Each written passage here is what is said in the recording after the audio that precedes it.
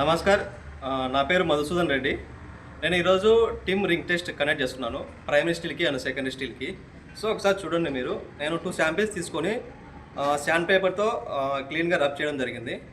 So ఇప్పుడు నేను first ఒక శాంపిల్ తీసుకుంటాను. మన ప్రైమరీ స్టీల్ తీసుకున్నాను, మన టాటా టిస్కాన్.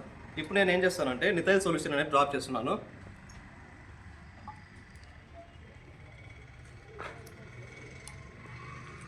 చూపించాం సార్.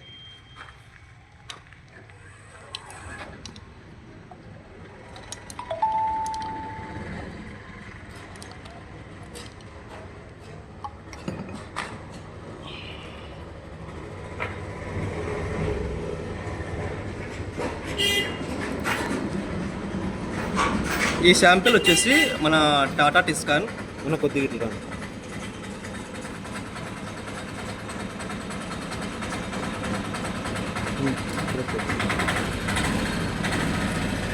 ఇది వచ్చి ప్రైమరీ స్టీల్ మన టాటా టిస్కాన్. మీరు ఒకసారి చూస్తే మనకి క్లియర్గా రింగ్ ఫార్మేషన్ జరిగింది.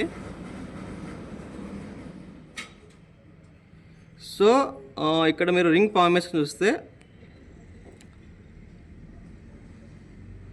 అవుటర్ వచ్చేసి మనకి స్ట్రెంత్ని ఇండికేట్ చేస్తుంది, ఇన్నర్ వచ్చేసి మనకి ఫ్లెక్సిబిలిటీని అలాగే డక్టిలిటీని ఇండికేట్ చేస్తుంది అనమాట. సో ఈ రింగ్ ఫార్మేషన్ అనేది మన ప్రైమరీ స్టీల్ కానీ మన టాటా టిస్కాన్లో కానీ మీకు క్లియర్గా విజిబుల్ అవుతుంది. నెక్స్ట్ నేను సెకండరీ స్టీల్ శాంపిల్ తీసుకొని మీకు టెస్ట్ చూపిస్తాను.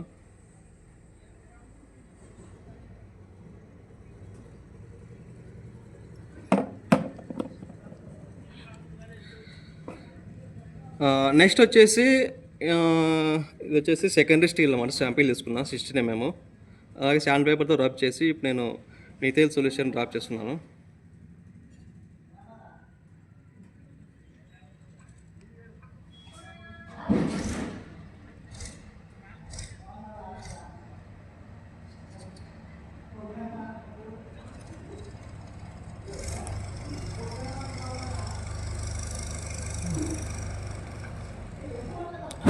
ఇక్కడ మీరు గమనిస్తే ఇక్కడ రింగ్ ఫార్మేషన్ అనేది ఈ విధంగా ఫామ్ అయింది.